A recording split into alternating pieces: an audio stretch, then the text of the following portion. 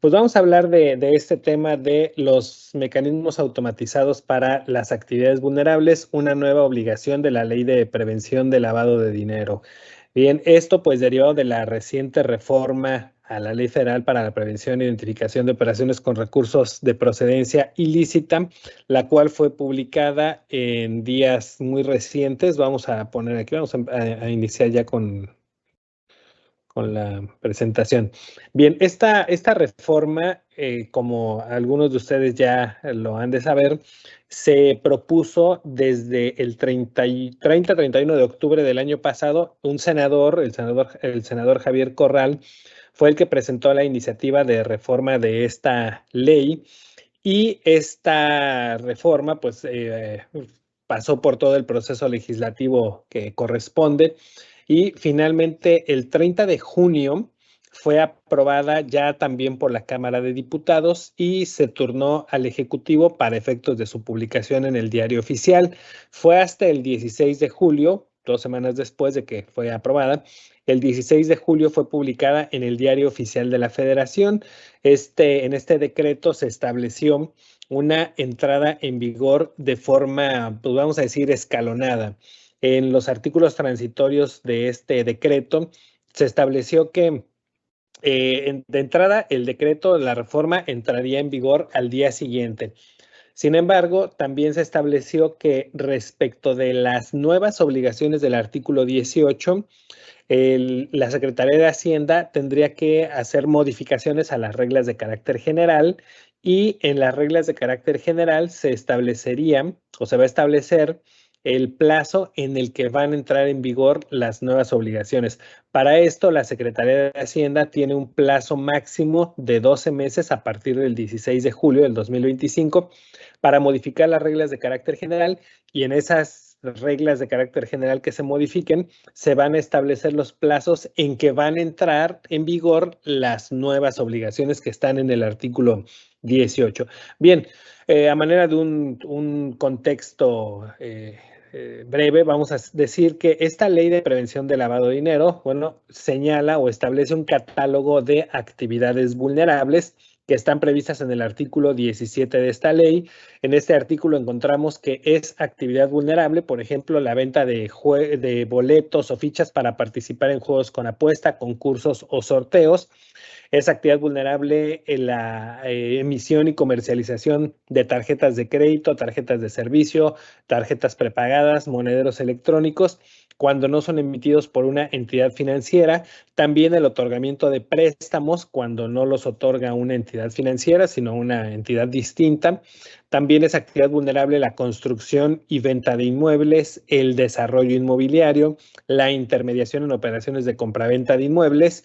También es actividad vulnerable la comercialización de joyas, relojes, piedras preciosas, metales preciosos, la comercialización o subasta de obras de arte, los servicios de blindaje de vehículos o de inmuebles, el traslado o custodia de dinero o valores, la comercialización de vehículos nuevos o usados, la prestación de algunos servicios profesionales en los que se prepara o se lleva a cabo en nombre y representación del cliente alguna operación relacionada, por ejemplo, con el manejo de cuentas bancarias, con la administración de recursos o bienes del cliente, la constitución de personas morales, también su fusión, su escisión, su operación, su administración, su venta, la creación de fideicomisos, entre otros.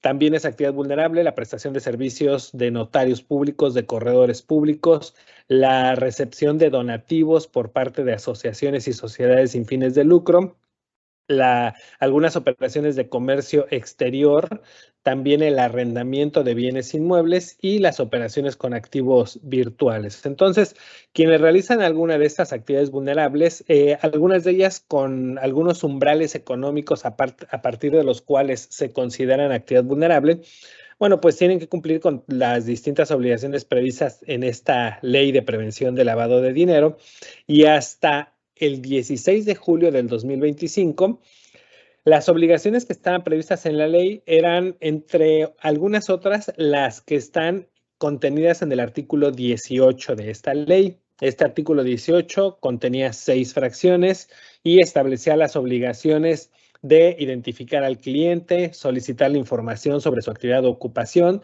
solicitar la información sobre la existencia del dueño beneficiario, conservar, custodiar y conservar la información durante un plazo de 5 años, brindar facilidades para las visitas de verificación y presentar avisos en tiempo y forma. Bueno, a partir del 17 de julio del 2025, que es cuando entró en vigor esta reforma, ya tenemos en este artículo 18, teníamos 6 fracciones, 6 obligaciones, ahora tenemos 12 fracciones, 6 obligaciones que antes no estaban en el artículo 18. Algunas de ellas ya estaban previstas en las reglas de carácter general o en el reglamento de la ley, pero ahora ya están incorporadas en el artículo 18 de la ley. Esto, por un lado, significa que si no cumplimos con alguna de estas obligaciones, nos van a poder sancionar. Antes, cuando estas obligaciones no estaban en la ley, sino que estaban en las reglas de carácter general o en el reglamento, pues en estricto sentido la autoridad no nos podía sancionar si no dábamos cumplimiento a eso, porque no era una obligación de ley.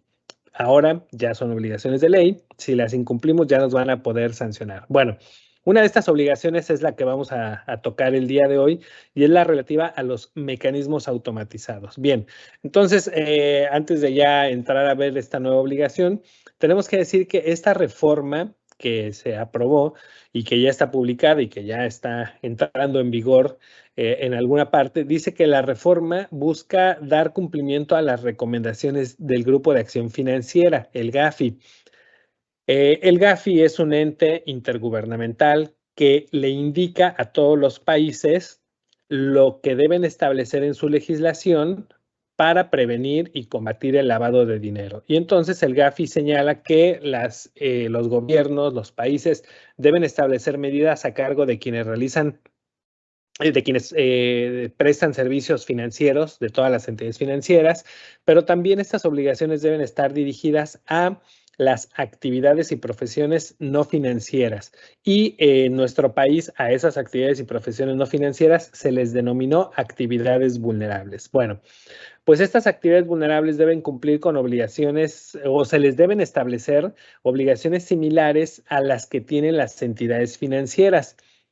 Bueno, en México, desde el año 2004, existe este régimen de prevención de lavado de dinero para las entidades financieras.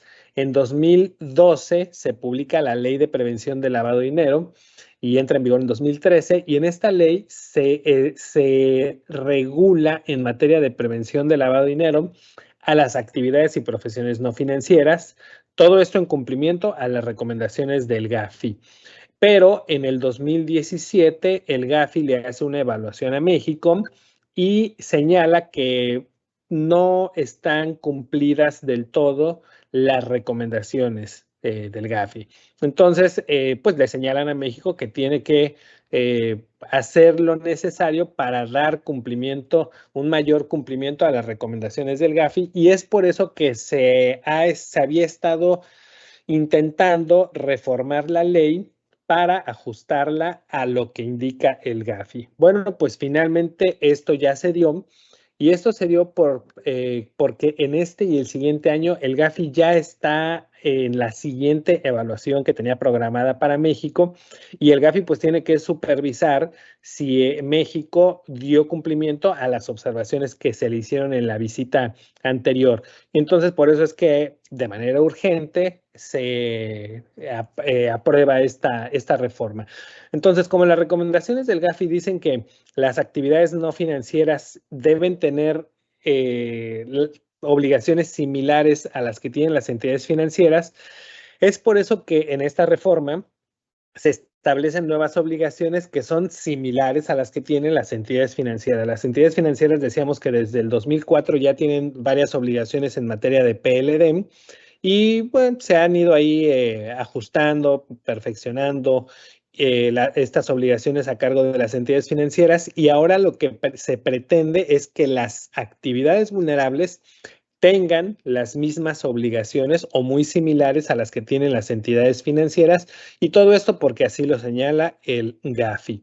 Bueno, una de esas obligaciones que tienen las entidades financieras y que ahora vamos a tener las actividades vulnerables es la de contar con mecanismos automatizados. Como decíamos, este artículo 18 que habla de las obligaciones que se tienen por parte de quienes realizan actividades vulnerables, dice que quienes realicen las actividades vulnerables tendrán las obligaciones siguientes. Y ahora está en la fracción 10, dice contar con mecanismos automatizados que les permitan llevar a cabo un monitoreo permanente de los actos o operaciones que realicen con las personas clientes o usuarias para identificar aquellas que no se encuentren dentro del perfil transaccional de las personas clientes o usuarias conforme a las reglas de carácter general que emita la Secretaría de Hacienda o que deban acumularse conforme al penúltimo párrafo del artículo 17 de la ley.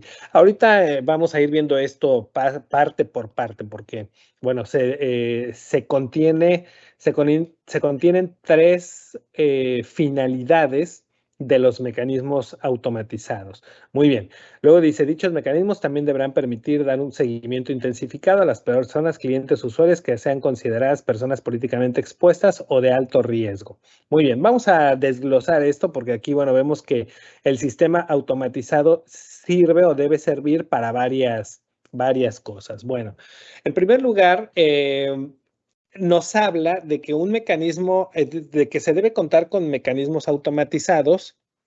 Y esto, bueno, esto sería como un primer comentario, ¿no? Nos habla de mecanismos automatizados. Perdón, a ver, ya se está moviendo. A ver, es que quiero...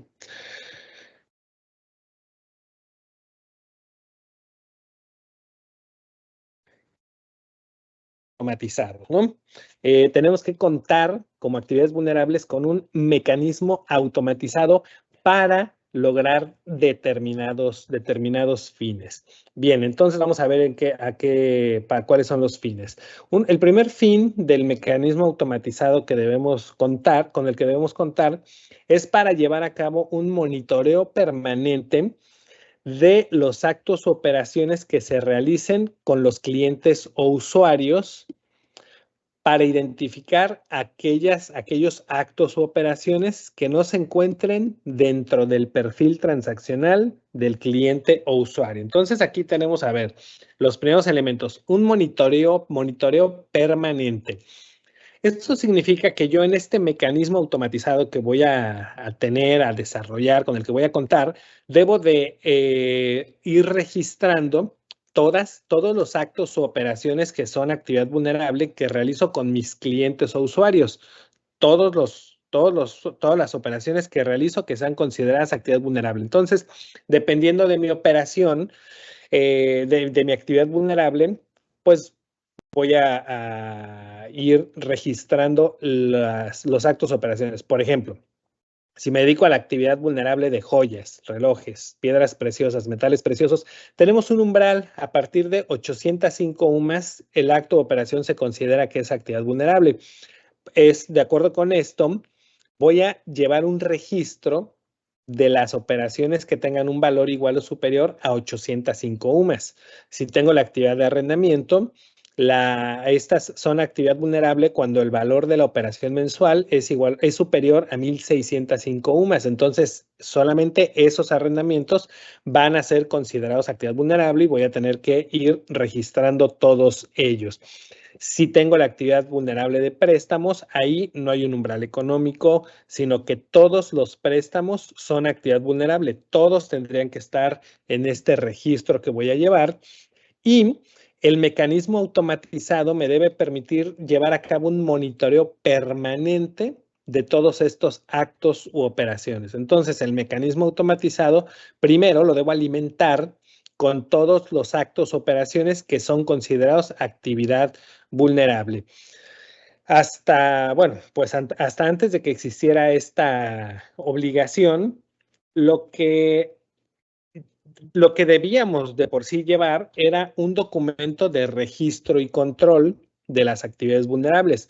Cuando hay una visita de verificación por parte del SAT, uno de los documentos que nos requieren es el documento de registro y control de las actividades vulnerables.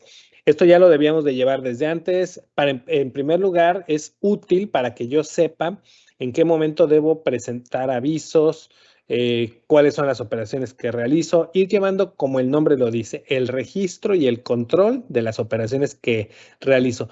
La diferencia es que ahora lo debo de llevar en un mecanismo automatizado que me permita llevar a cabo un monitoreo permanente. Bueno, y además, este mecanismo me debe servir para identificar aquellos actos o operaciones que no se encuentran dentro del perfil transaccional del cliente o usuario.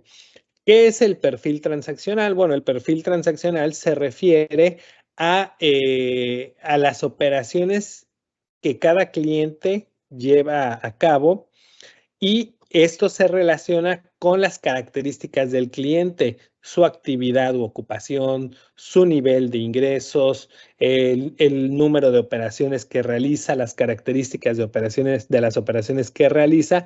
Con eso se establece el perfil transaccional de un cliente o usuario, y el mecanismo automatizado me debe permitir identificar cuando un cliente realiza actos o operaciones que no se encuentran dentro de su perfil transaccional.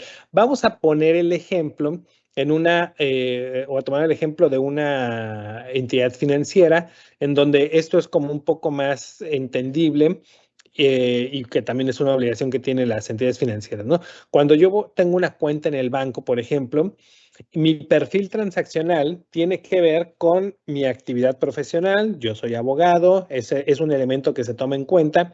El número y el volumen de operaciones que realizo, ¿no? Por ejemplo, en el banco saben que en el mes yo recibo, no sé, en promedio 10 depósitos, y los cuales se realizan en su mayoría por transferencias bancarias, que son los pagos que yo recibo de mis clientes, y estos pagos los recibo de determinadas ubicaciones, ¿verdad? Que es donde están ubicados mis clientes. Normalmente son en un rango, en unos montos que están dentro de determinado rango, y con base en eso se establece mi perfil transaccional. El banco ya sabe que yo cada mes en promedio recibo tantos depósitos de tal forma y por tales montos. Si yo en algún momento empezara a recibir depósitos, por ejemplo, en efectivo, por cantidades a lo mejor un poco pequeñas y con mucha frecuencia, que todos los días me están haciendo depósitos en efectivo por cantidades más o menos pequeñas. Bueno, eso cambiaría, o sería algo que está fuera de mi perfil transaccional, y el banco, a través de sus mecanismos automatizados, detectaría esta situación. Entonces, ese es un ejemplo que nos sirve para entender a qué se refiere esto, ¿no? Ahora, ¿esto cómo lo vamos a aplicar en actividades vulnerables? Bueno, primero tendremos que esperar a que se publiquen las reglas de carácter general, que Hacienda tiene hasta el 17 de julio del 2026, que seguramente las va a publicar antes. Pero bueno, en las reglas de carácter general ya vamos a tener que ver con precisión cómo vamos a determinar o qué elementos se van a tomar en cuenta para determinar el perfil transaccional de los clientes. Pero bueno, hablando ya con lo que conocemos del sistema financiero y con lo que hemos mencionado, ¿cómo vamos a establecer el perfil transaccional de un cliente en una actividad vulnerable? Bueno, pues es algo muy distinto a una entidad financiera, porque en las actividades vulnerables la mayoría son operaciones ocasionales.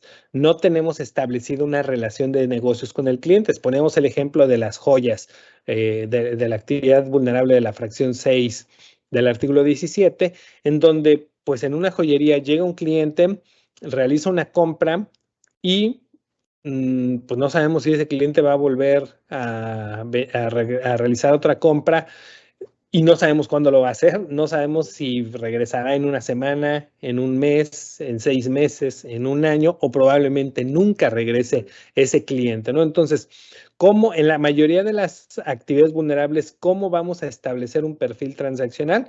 Con esos elementos vamos a establecer el perfil transaccional del cliente usuario. Y entonces el mecanismo automatizado nos deberá servir para llevar a cabo un monitoreo permanente para identificar cuando un cliente o usuario realice una operación fuera de su perfil transaccional. Habrá otros casos distintos en donde, por ejemplo, tratándose de vehículos, tenemos un cliente que realiza la compra de una flotilla de vehículos, ¿no? No está realizando una sola operación, sino está realizando un conjunto de operaciones. Bueno, pues esos elementos los tomaremos en cuenta para determinar el perfil transaccional de ese cliente. Pero aún así, esa empresa, pues a lo mejor cuando tenga que renovar su plantilla, su flotilla de vehículos, prefiere otra marca y entonces ya no regresa a la misma distribuidora. Y bueno, pues todos esos elementos los vamos a tener que tomar en cuenta para determinar el perfil transaccional de cada cliente. Bueno, para eso nos debe servir el mecanismo automatizado que vamos a tener en primer lugar, porque vamos a ver el otro punto, un segundo punto de para qué nos debe servir un mecanismo automatizado. Bien, esta fracción 10 del artículo 18 nos dice que el mecanismo automatizado debe permitirnos llevar a cabo un monitoreo permanente de los actos o operaciones que realicemos con los clientes o usuarios para identificar aquellos actos o operaciones que deban acumularse conforme al penúltimo párrafo del artículo 17 de la ley. Recordemos que el artículo 17 en su penúltimo párrafo señala que si yo, bueno, en primer lugar señala que los actos o operaciones que están por debajo de los montos señalados en la ley no dan lugar a obligación alguna, no se consideran actividad vulnerable, no dan lugar a obligación alguna, y el reglamento de la ley nos aclara que al estar debajo o al estar debajo de los umbrales o al no considerarse actividades vulnerables, no están sujetas a la acumulación de operaciones. Solamente voy a acumular aquellos actos o operaciones que están arriba del umbral de identificación. Bueno, el mecanismo automatizado me debe permitir llevar a cabo este monitoreo permanente de los actos o operaciones para poder identificar aquellas que deban acumularse. Ahora, ¿cuáles son las que deben acumularse? Todas aquellas que estén arriba del umbral de identificación. Entonces, el mecanismo automatizado me debe permitir llevar a cabo esa acumulación en periodos de 6 meses, que es lo que señala el penúltimo párrafo del artículo 17. Y obviamente este mecanismo automatizado me deberá indicar cuando ya realicé operaciones acumuladas que superen el monto para presentar el aviso, para que yo sepa en qué momento surge la obligación de presentar el aviso, qué plazo tengo para presentar el aviso y pueda yo presentar el aviso en tiempo. Entonces, el mecanismo automatizado pues deberá tener esta función, teniendo en cuenta que no todas, casi todas, pero no todas las actividades vulnerables están sujetas a acumulación de operaciones. Por ejemplo, la actividad vulnerable de la fracción 2 del artículo 17, la de tarjetas prepagadas, monederos electrónicos, instrumentos o almacenamientos de valor monetario, no está sujeta a la acumulación. ¿Por qué no? Porque cada operación que yo realizo que es considerada actividad vulnerable, al mismo tiempo es objeto de aviso.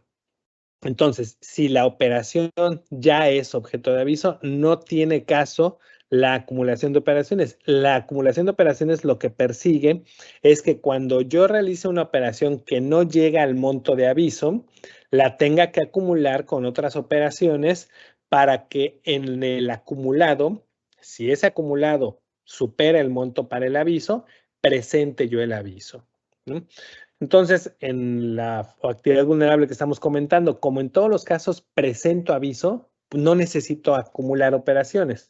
Entonces, bueno, ese es un ejemplo de una actividad vulnerable que no está sujeta a acumulación de operaciones. Hay muchas otras que sí. Y bueno, pues ese mecanismo automatizado me debe permitir llevar a cabo esa acumulación y poder conocer cuándo tengo que presentar los avisos. Muy bien.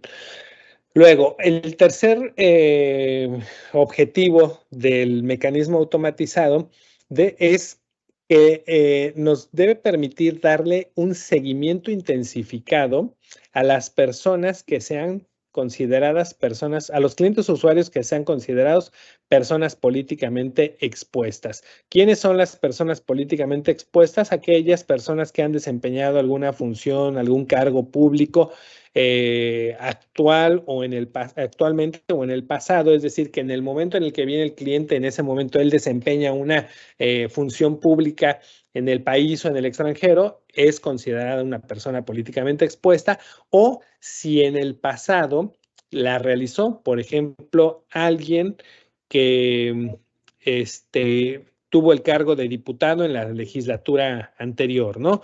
O alguien que tuvo el cargo, no sé, de presidente municipal en el periodo, en el trienio anterior. Bueno, esas también son consideradas personas políticamente expuestas. En las reglas de carácter general que se modifiquen, se establecerá cuál es la temporalidad hacia atrás que nos va a permitir determinar si todavía se considera persona políticamente expuesta, ¿no? Normalmente son 2 años. Si hace 2 años tuvo este cargo, hoy todavía es persona políticamente expuesta. Obviamente más de 3 años ya no sería considerada persona políticamente expuesta. Eso lo conoceremos bien cuando se modifiquen las reglas de carácter general. Pero entonces vamos a tener que, a través de esto o estos mecanismos automatizados, nos deberán permitir darle un seguimiento intensificado a las PEPs, así le conocemos, ¿no? A las personas políticamente expuestas. También nos debe permitir darle un seguimiento intensificado a los clientes que sean de alto riesgo. Una de las nuevas obligaciones es que vamos a tener que hacer una evaluación del riesgo de cada uno de los clientes que tenemos. A cada cliente con el que yo llevo a cabo operaciones le voy a tener que determinar si es de bajo, medio o alto riesgo. Bueno, pues cuando yo tengo un cliente que es de alto riesgo, el mecanismo automatizado me debe permitir darle un seguimiento intensificado a ese cliente. Ahora, ¿en qué consiste el seguimiento intensificado? Eso también lo vamos a tener que conocer cuando se modifiquen las reglas de carácter general. Ahorita yo no podría saber en qué consiste dar un seguimiento intensificado, porque, bueno, no hay nada en la normativa que nos diga en qué consiste ese seguimiento intensificado, ¿no? No quisiera yo ahorita especular, pero bueno, no sé, a lo mejor significa que tenemos que obtener mayor información de ese cliente. Digo, difícilmente va a significar que tenga que darle un seguimiento por un periodo mayor. O sea, acumular operaciones en un periodo mayor a 6 meses, no creo que vaya por ahí. Más bien puede ser recabar mayor información de este cliente. Cuando se modifiquen las reglas de carácter general lo vamos a saber, pero el mecanismo automatizado tendrá que permitirme darle ese seguimiento intensificado a ese cliente o usuario que sea de alto riesgo. Bien, entonces estas son las 3 finalidades que debe tener el mecanismo automatizado con el que debemos de contar. ¿Cuándo debemos de contar con ese mecanismo automatizado? Hasta que se hasta que se modifiquen las reglas de carácter general y establezcan estos puntos que ahorita todavía no conocemos bien. ¿Cómo se determina un perfil transaccional? Principalmente sería cómo se determina un perfil transaccional y en qué consiste este seguimiento intensificado que le vamos a dar a las PEPs o a los clientes de alto riesgo. En ese momento ya vamos a tener todos los elementos para poder poner en marcha nuestro mecanismo automatizado y, bueno, pues a partir de ese momento lo vamos a tener que hacer. Hay que recordar que una nueva obligación que está también en el artículo 18, es la de que debemos de contar con un manual de políticas internas. Anteriormente, esta obligación o este deber ya lo encontrábamos en las reglas de carácter general, ahora ya lo tenemos en la ley, debemos de tener un manual de políticas internas, pero aquí, entre otras cosas, algo que no estaba previsto antes y ahora ya, es que en el manual debemos de tener los criterios, medidas y procedimientos que nos permitan identificar y dar seguimiento a las operaciones que llevemos a cabo con personas políticamente expuestas. Entonces, en primer lugar, en el manual vamos a tener establecidos estos criterios, medidas y procedimientos que nos van a servir para el mecanismo automatizado con el que debemos de contar. Ahora, el manual, digo, siempre lo debió haber sido, pero pues ahora más porque ya está previsto en la ley, debe ser un documento totalmente personalizado que establezca los procedimientos que yo en mi actividad vulnerable, de acuerdo a mis características, de acuerdo al tipo de operaciones, al tipo de actividad vulnerable, al tipo de clientes que tengo, deberé desarrollar para identificar y dar seguimiento a las operaciones que llevo a cabo con todos los clientes, pero en específico con los PEPs, y esos criterios, medidas y procedimientos deben ser utilizados para desarrollar el mecanismo automatizado con el que voy a contar, ¿no? Entonces, ya no es como antes en donde no, pues muchas veces no teníamos un manual o teníamos un manual que le copiábamos a alguien, a veces ni lo ajustábamos. Nos tocó ver en algunas ocasiones que cuando el SAT hacía una verificación, decía, oye, pero este manual no es de tu actividad vulnerable, tú tienes arrendamiento y el manual que entregaste habla de préstamos, o el manual que tienes incluso aquí dice que es de otra persona moral. Bueno, eso ya no lo podemos hacer porque bueno, pues ahora con estas nuevas obligaciones nos exige que el manual sea un documento hecho a la medida. Muy bien, bueno, pues, ¿qué pasa si yo no cuento con estos mecanismos automatizados? En primer lugar, me voy a hacer acreedor a una multa de 200 UMAS, pero el no contar con el mecanismo automatizado puede traer otros efectos, ¿no? Por ejemplo, que yo no identifique, que yo no identifique aquellas operaciones que se deben acumular, no las acumule y no presente los avisos. Bueno, eso además me va a provocar que tenga yo omisión de avisos, que se sanciona con una multa de 10,000 UMAS, por ejemplo, o que yo no pueda identificar alguna operación con un cliente de alto riesgo que se deba presentar en un aviso de 24 horas y entonces no presento el aviso de 24 horas y también hay una multa por omisión de 10,000 UMAS. Entonces, el mecanismo automatizado, si lo usamos de la forma adecuada, nos debe ayudar a tener un cumplimiento correcto.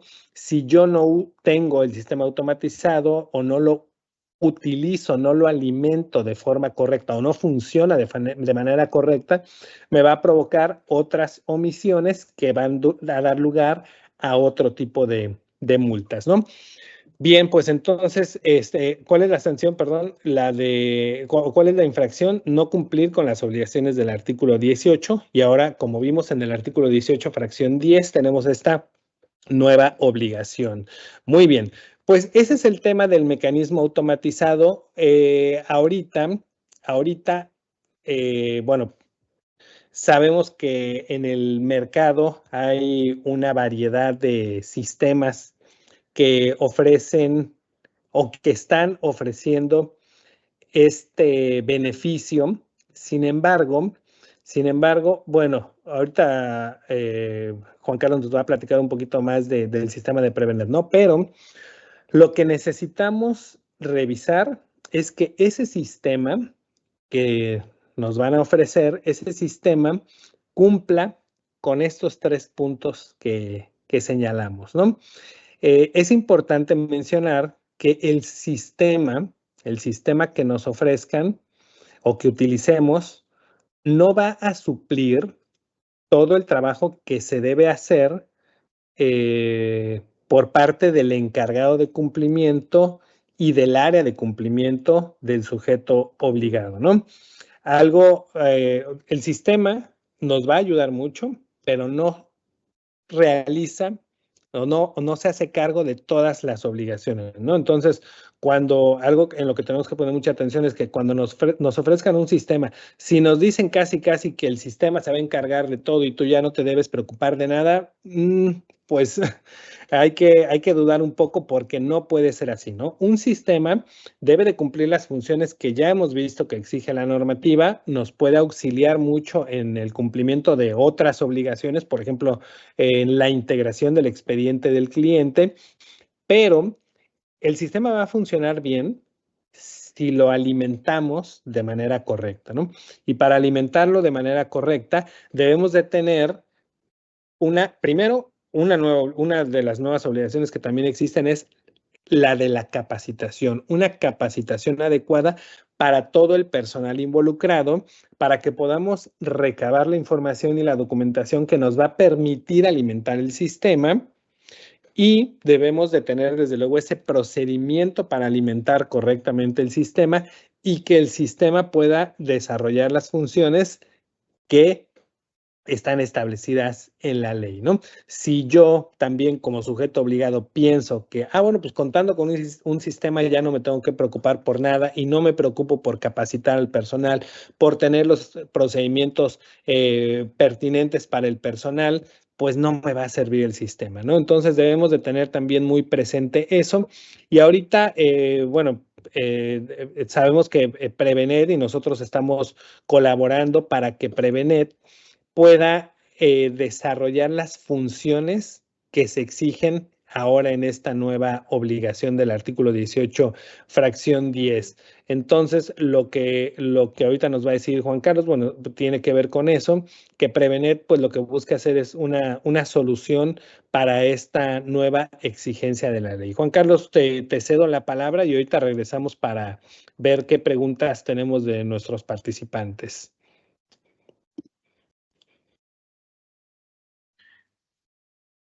Así, licenciado, pues muchas gracias por la información. Efectivamente, pues bueno, Prevenet, como bien comenta el licenciado Alejandro Ponce, pues queremos estar a la vanguardia en estos cambios que, bueno, se están suscitando en esta nueva reforma. Lo que quería comentarles es que, bueno, Prevenet los va a apoyar en todo este proceso que vamos a llevar a cabo en este año, yo me imagino. Y Prevenet pues, está preparado para estos cambios. Como bien comenta el licenciado, pues nosotros somos una solución que les pueda ayudar en ese acompañamiento de la nueva reforma. Y pues Prevenet es un sistema que les va a ayudar sobre todo en la automatización de todos los procesos de los que ustedes deben de cumplir con la ley antilavado. Estamos alineados a a los requisitos que solicita la autoridad. Y pues bueno, Prevenet es una solución que les va a ayudar en ese tema de automatización, de tener todo el sistema en un proceso muy bien definido y tener pues todas las adecuaciones pertinentes que se necesita para esta nueva regulación de la reforma de ley antilavado.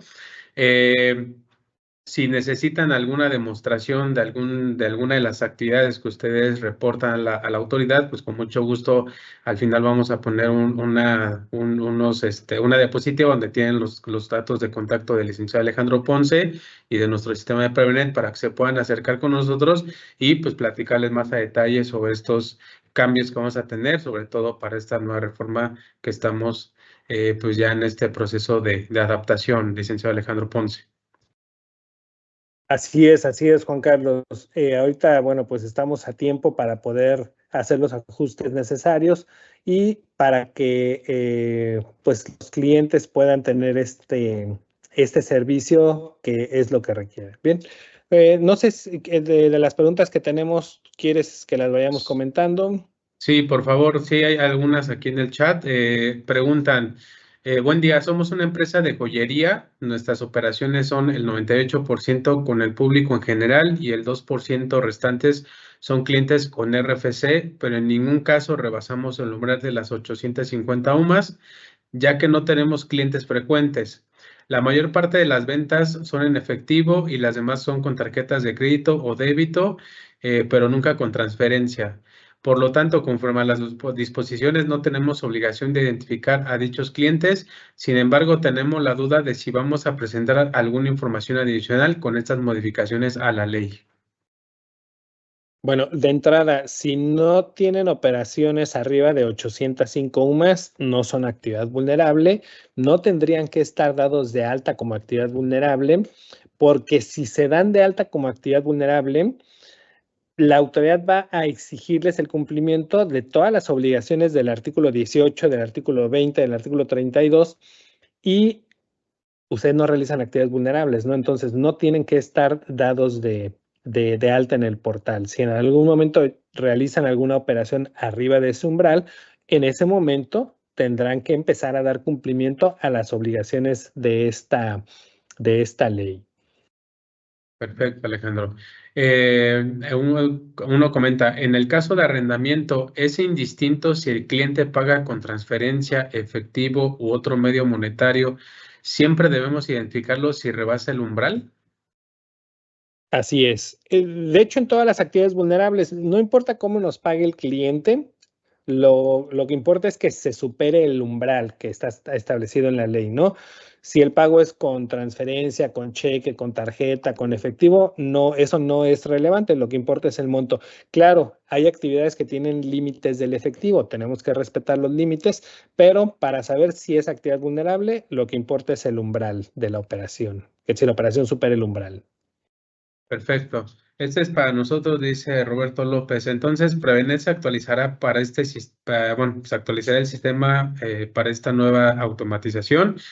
Sí, debemos de estar actualizados. Como cuenta el licenciado Alejandro Ponce, lo que hace Prevenet es estar bajo los lineamientos de la autoridad. Entonces, esos cambios que nos implican, vamos a estar actualizándolos en el sistema de Prevenet.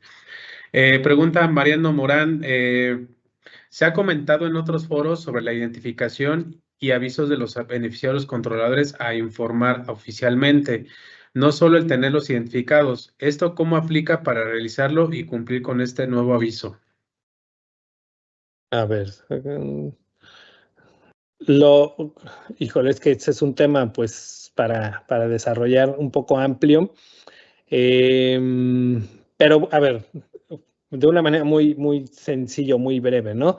Cuando tienes un cliente que es persona moral o fideicomiso, siempre tienes que identificar al beneficiario controlador y en el aviso vas a tener que ahora sí llenar la información del beneficiario controlador, ¿no? Antes tenías la opción de que el cliente no te diera información de su beneficiario controlador y no enviarle en el aviso, ahora ya no. Así es. Perfecto. Pregunta una persona, hola, en arrendamiento, cuando un mismo cliente tiene diferentes rentas que individualmente, contratos, facturación y depósitos separados no superan los límites de identificación, pero al sumar todas las operaciones sí superan estos límites, ¿se debe presentar el aviso? Esa es una primera pregunta. Ajá, en cuanto a eso, no debemos acumular todas, debemos acumular las operaciones que tenemos con un mismo cliente y solo aquellas que superen el umbral. Si yo tengo con un cliente operaciones que están arriba del umbral y otras que están abajo del umbral, las que están abajo no las debo acumular, solamente las que están arriba del umbral. Ok, y complementa. Y en caso de que no se presenten, ¿qué puntos debemos cuidar para no caer en el supuesto de una revisión o que en una revisión nos digan que se tenían que reportar? Bueno, si no se están informando, hay que informarlas, ¿no? Porque si yo no acumulo las operaciones, no las acumulo correctamente y no las reporto, la autoridad me va a sancionar por omisión de avisos. Y la omisión de avisos tiene una sanción de 10,000 UMAS, que ahorita es más de 1,000,000 de pesos, ¿no? Entonces tendría yo que regularizar esos incumplimientos. Y este mismo cliente pregunta, ¿y este tipo de operaciones al no reportarse, aún así tendríamos que llevar a cabo el registro en el sistema automatizado? Pues sí, sí. Sí, porque decíamos que en el en el mecanismo automatizado debes registrar todas las operaciones que se consideran actividad vulnerable. Perfecto. Otro cliente pregunta, nuestra actividad es arrendamiento de inmuebles. En este caso, ¿la carga en el sistema Prevenet de la cobranza debe ser de todas las operaciones cobradas en el mes o solo en las que rebasan el umbral de identificación? Bueno, hablan en general de los automatizados. Sí. Solo de las actividades que son vulnerables. No tiene caso, o sea, es que no podrías en tu mecanismo automatizado registrar cobros de operaciones que no son actividades vulnerables porque entonces, o sea, tu sistema automatizado pues lo vas a, como te diré, pues no le vas a dar información que necesita, ¿no? Correcto. Y preguntan, ¿existirá algún curso en línea adicional para la elaboración del manual? En alguna sesión siguiente podemos hacer eso, ¿no? Además, pero bueno, recordemos que, o bueno, más bien quisiera yo recordarles o anunciarles que nosotros tenemos cursos en los que hablamos de la reforma de la ley, de todas las nuevas obligaciones, y es un curso que ya tuvimos en la ciudad de Guadalajara, ya lo tuvimos en la Ciudad de México, lo vamos a dar en la ciudad de Monterrey el 7 de agosto, y es un curso de 8 horas en el que hablamos con detalle de todas las nuevas obligaciones, ¿no? Porque las nuevas obligaciones son muchas y además necesitan un análisis profundo. Entonces, en estos cursos que nosotros estamos impartiendo de manera presencial, estamos tocando esos temas, ¿no? A Igual lo como mejor en un menciona, próximo webinar podemos hablar del tema, pero nunca se compara la enseñanza que podemos tener o el aprendizaje que podemos tener en un curso presencial. igual nada más como complementario, Alejandro, esta persona pues podría mandarnos algunos datos y les mandamos las fechas todavía disponibles, que por la próxima es Monterrey, si no me equivoco, y posterior es Tampico. Entonces, Así es. le podemos mandar la información. Si nos mandas un mensaje al correo de info@prevenet.com.mx, con mucho gusto te damos la información. No dice nombre, pero lo pongo para que pueda proporcionarlos. Pedro Sánchez comenta, buenos días, somos una empresa inmobiliaria y ahora en las ventas de nuestras viviendas hay notarios que nos piden entregarles el expediente de los beneficiarios controladores de la empresa vendedora. ¿Esta información ahora la debe recabar el notario también? Así es. El notario también, como también es sujeto obligado de esta ley, cuando lleva a cabo una operación que es considerada actividad vulnerable, debe solicitar la información del beneficiario o los beneficiarios controladores del cliente persona moral. Entonces, es correcto que te lo soliciten. Perfecto. Pregunta Rogelio, ¿cómo identificamos al beneficiario controlador en estos momentos para el primer aviso si aún no están las reglas? Las reglas ya hablan del beneficiario controlador, entonces sí, ya es posible que se identifique al beneficiario controlador, ¿eh? Si tú analizas las reglas, en las reglas ya está previsto cómo se debe identificar al beneficiario controlador. Esa, por ejemplo, es una de las obligaciones que ya está en vigor. Si tú ves los artículos transitorios de la reforma, dice que solamente las reglas de carácter general que tienen que ver con las obligaciones de las fracciones 7 a 11 son las que se van a emitir dentro del siguiente año. Pero para las obligaciones de las fracciones 1 a las 6, las reglas ya están emitidas. Perfecto. Esta pregunta es para nosotros. Menciona el sistema de Prevenet ya va a incluir evaluación de riesgos alto, medio y bajo. Sí, ya tenemos la evaluación de riesgos en Prevenet para el riesgo de los clientes. Luego comenta un otro cliente, bueno, yo creo que es el mismo, dice, lo digo porque en algunas notarías nos están pidiendo información de manera análoga sin tener conocimiento de las reglas del carácter general. Entonces Sí, pero era bueno, ya complementario. señalamos, ¿no? Que sí, ya están, las reglas actuales ya contemplan la identificación del beneficiario controlador. Menciona Francisco Javier, buenos días. ¿Cómo se identifica el umbral en las actividades de arrendamiento? ¿Es por el valor mensual de la renta o se acumula y en qué periodos de tiempo? Sí, es el valor mensual, la renta mensual, la renta de un mes, si supera las 1,605 UMAS, es actividad vulnerable. Si la renta mensual está abajo de las 1,605 UMAS, no es actividad vulnerable y no se acumula. Ok, comenta Hugo, yo creo que es complementaria a una pregunta anterior. Dice, respecto a mi pregunta de la joyería, algunos proveedores nos solicitan la alta de estas actividades. El SAT ya nos hizo una revisión de actividades vulnerables y salimos bien debido a que proporcionamos todos los requisitos, pero sin embargo nunca rebasamos el umbral. Entonces, ¿podemos darla de baja? Me imagino que es la que sea que nunca rebasan las sumas, Alejandro.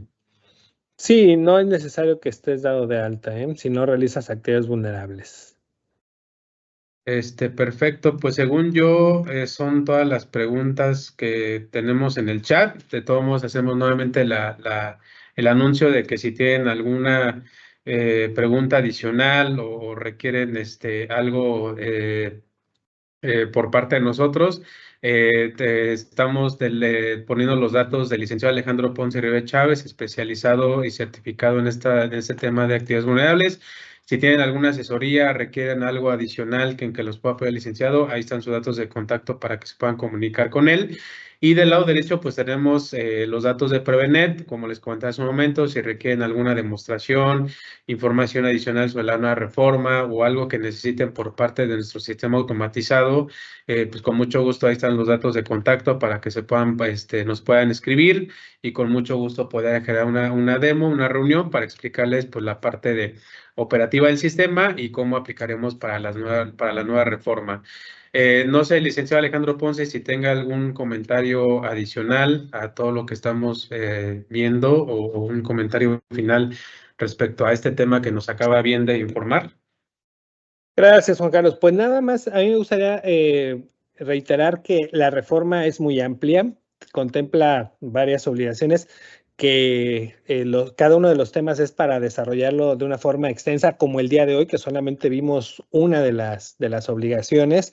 Entonces, yo los invito a que pues busquen la capacitación que es requerida para dar cumplimiento a estas nuevas obligaciones, ¿no? Por ejemplo, la obligación que habla de la capacitación anual dice que esta debe estar dirigida a los órganos de administración, al administrador único, a los directivos, al encargado de cumplimiento, al personal que tiene contacto con el cliente. Entonces vemos cómo también la capacitación, aparte de ser, bueno, ahora por ley obligatoria, pero aparte de ser necesaria, debe estar dirigida a varias áreas de la empresa. Entonces, la propia ley nos está diciendo que debemos capacitarnos y pues invitarlos a que lo hagan porque esa capacitación les va a servir a ustedes para tener un correcto y adecuado cumplimiento y en consecuencia, si cumplen de la forma debida, no van a estar expuestos a que la autoridad en algún momento los pueda sancionar.